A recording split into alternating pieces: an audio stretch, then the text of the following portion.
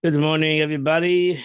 As we go to the Chumash of today, we are holding in the second reading of the portion of Yisrael on chapter 18, verse number 13. It was the next day after this gathering of Yisrael and all the sacrifice they brought. Vayeshev Moshe lishbet Adam, and Moshe Rabbeinu sat down to judge the people. He just came down from Mount Sinai. And the Jewish people stood upon Moshe from the morning till the evening. So Rashi says, Yom Kippur, this was the day after Yom Kippur. There's a big machlokes over here when Yisra came, before Matan Torah, after Matan Torah. Seemingly over here, because even though you mukta mochel Torah over here, you see, because if it's Yom Kippur, then it's after Matan Torah. It's already in the month of the Torah was given in Sivan. This is already Yom Kippur, Tishrei. So this story happened after the giving of the Torah, according to Rashi. Kach Shanina b'Sifrei. This is brought down in the Sifri.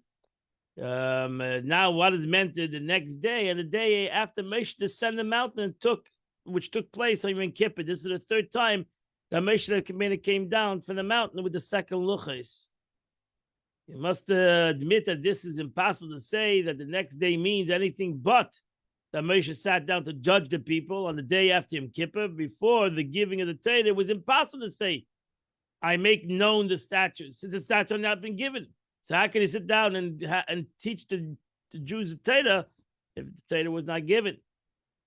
And from the time the Torah was given until Yom Kippur, Moshe did not have chance to sit down and judge the people.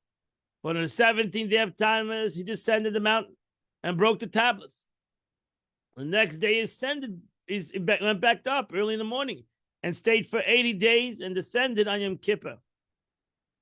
So hence, this section is not written in chronological order. For it came on the next day. It was not said until the second year after the Jewish people went out of Mitzrayim. Even according to the Tana, who says that Yisrael arrived before the giving of the Torah, he was not sent away until the second year. For it says it's here, Moshe saw his father-in-law off. So that means Yisrael didn't leave. He came before the giving of the Torah, and he stayed until after the giving of the Torah. And Moshe saw his father-in-law, and find that the journey of division, the tribes, which took place in the second year, that Moshe Rabbeinu said to Yisrael, we are going to the place where God has promised us. Please do not leave us. Now, if this incident taking place before the giving of the Torah, where do we find? Where is it mentioned that he returned? If we say that there in Numbers, Yisrael is not mentioned, but Chayiv is mentioned, and he's maybe Yisrael's son, that's not sin. So Chayiv is identical with Yisrael. So Rashi says that proves us that this is not a chronological order, but this happened. This story happened after the giving of Torah in the month of Tishrei. We're holding after Yom Kippur. That's why I said yesterday, that when Moshe Rabbeinu came down the mountain was Yom Kippur, and that's why he was fasting. And he didn't sit down until the day Yud Aleph Tishrei, which is the day after Yom Kippur. Vayeshev Moshe. Rashi says he sat like a king, and everyone came to him to be judged, all stood. The matter displeased Yisrael, that he, Moshe, belittled the respect due to the people of Israel. He wasn't too worried about Moshe. He was worried about the respect of the people. And he reproved him about it and said, why do you sit yourself? And they're all standing. From the morning until the evening, is it possible to say that Moshe actually sat in judgment from the morning until the evening? This teaches us that any judge who issues a true verdict as truth demands it, even if he spends only 1 hour reaching his judgment. The Torah deems it as engaged in the study of Torah the entire day, as if he was a partner with the Holy One, blessed be He, in the act of creation, in which it says it was evening and it was morning. who I said, the Moshe Rabbeinu's father-in-law saw everything that he was doing. La'am to the people, made him stand there a whole day. What are you doing to these people? Why are you sitting by yourself? The entire nation standing upon you. From the morning till the evening. So Moshe Rabbeinu told his father-in-law, because the people are coming to me to seek the word of God. Ki Yavai is a present tense. Liday Shalikim. What does that mean as a Aramaic translation? Uncle is translated. Ava Ulpin, to seek the teaching from before the Lord. Yalem Dava. Because when they have a problem, boy, they come to me. And I judge between one man and his neighbor. And I teach them the statutes of God and his commandments. Rashi said, whoever has a case came to me. That this is not a very good thing that I see, which you are doing. This is not the way to do it. Now she says, called him and respectfully took an honor, refers to him as the king of a father-in-law. Nava Tilva Gamata, you will surely wear yourself out. Gama Mazel, also this nation, Hashaimach, which is with you. Ki kaved mimcha hadava, because this matter is too heavy for you. You cannot do it alone. Rashi says, Novel Tibel, Tagum Render, you will surely wear yourself out. But the expression is an expression of withering. Like the example, even if the leaves will wither, novel is to wither. Gamata, also you, what has come to add, also Aaron and Chor and the 70 elders, this is too much. Even for all these people, 70 people, this is too much. It's 1 million people. It weighs greater than your strength. Listen to my voice, and to my advice. And the Lord will be with you. You represent the people to God. And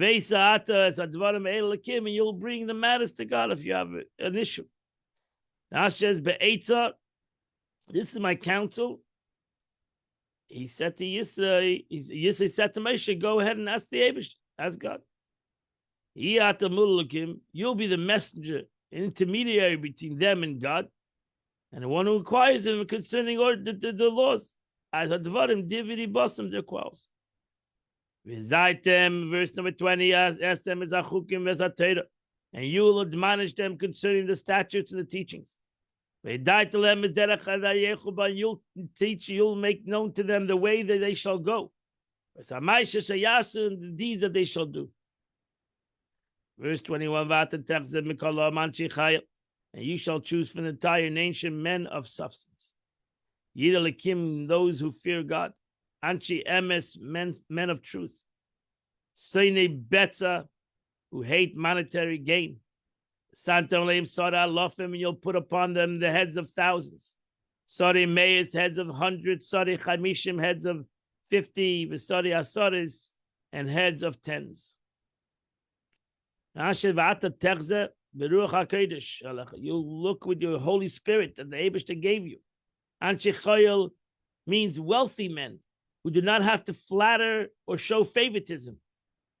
Anshe Emes, these are people who keep their promise, upon whose word one may rely, and thereby the command will be obeyed because they're trustworthy people. Seine Beta, what means who hates monetary gain? That's just who hates to have their own property in litigation. Like the Talmud tells us that he says that any judge whom money is exacted through litigation is not to be judged. If a judge himself is being litigated on his own money, then he is not fit to be judged. That means his money is more important to him than the law, and he's willing to fight over his own money, then he's not fit to be a judge. Sorry, I love him. These are 600 officers for 600 600,000. Sari Meis, these are 6,000. Sari Chamishim, these are 12,000. Sari Asaris, these are 60,000. Rashi listed the number of each category of judges, which appear to be superfluous, because the Torah should start with the lowest domination and ascend to the highest. Instead, it starts with the highest and ascends to the lowest. Rashi answers that it starts with the highest officers because they're the lowest in number. So therefore, you have to have these hierarchy of law. Shavta some and they'll be judged the people in all times. Anything big they'll bring to you. Every small thing they will judge themselves. And this will make it easier upon you. They'll carry the burden. She says, they'll judge. This arrangement will serve to make it easier for you. Hakel is like he covered. He will harden his heart, a heavier heart, and the hakel means to loosen the burden of the heart. Verse 23, if this thing you'll do, and God will command you, you will be able to survive.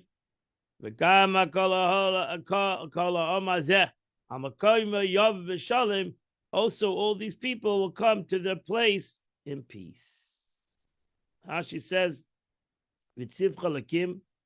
consult with God. If He commands you to do this, you will be able to endure. But if He prevents you from doing this, you will be unable to endure. And the 7 elders who accompany you, they'll all be able to do their job because they won't have such an unbelievable load upon them. And that completes the Chumash for today. We now go to the Tanya of the day, and we are holding the 23rd chapter of Tanya. The Alter Rebbe is explaining the concept of mitzvahs. The Zohar says the difference between mitzvahs and the Torah is that the Zohar says that the mitzvahs are a vori de malka, are like the limbs, of the Eibishter, so to say, and the chachma, the Torah is the wisdom of God, because the mitzvah is the ratzon of the Eibishter, the will of God. It clothes itself in every mitzvah we do, and the wisdom of God clothes itself in the Torah. And that's why mitzvahs are figuratively called the organs of the king. Just like the organs of a human body are the garments for itself, for the soul garments itself in this body. And therefore the body is really bottled to the soul, because ultimately without the soul, the body has no existence. And the existence, the life of the body is because of the soul that's in it. And therefore the body is total bottled to the soul. It's totally nullified to the soul. And the proof is the second a person's evidence from the fact that as soon as the person desires to stretch out his hand, the hand does not, if he's healthy and well, the hand does not say, no, I'm not going to stretch out for you. I'm sorry. I'll have to think about it. They take it from me. They listen, they obey immediately. You don't have to command your hand to move. You have to talk to your hand. There's no delay. The second you want to move your hand, the second, instantly, the second I have the will to move my hand. So the response of his organs are automatically. One needed not constantly occupy himself with activating his hand. To the phrase, without any command or instruction, well, when one must exert effort by inactivating his faculties, when he dislikes a particular task or forces himself to do it on the strength of his logic, this effort is spoken as an internal command from one faculty to another. However, when one's will activates the organs of his body, there's no such command. So that's why it's important to have a rotzain. That's why it's important to have the will.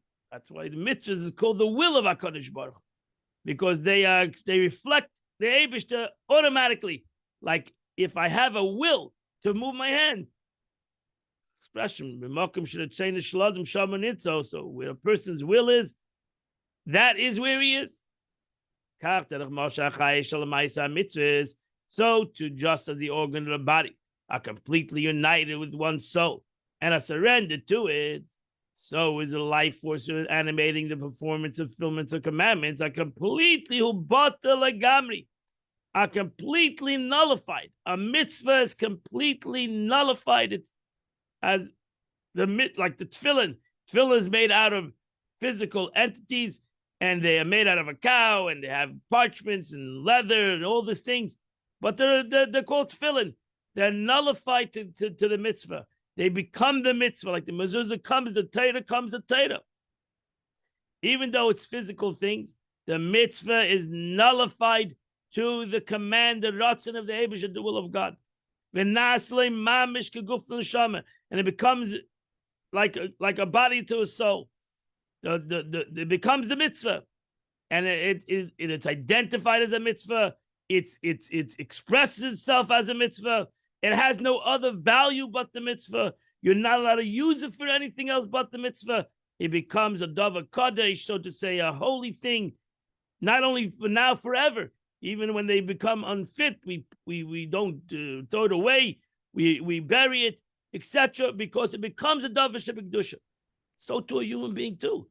He's bottled to his soul, and therefore you have to honor the body, because the body became a vessel to the soul, and the soul is a godly entity. Therefore, the body also became the vessel to the soul's bottled to it. He knew that it was bottled to it. He knew that it was nullified to it, and therefore the body also becomes a holy entity.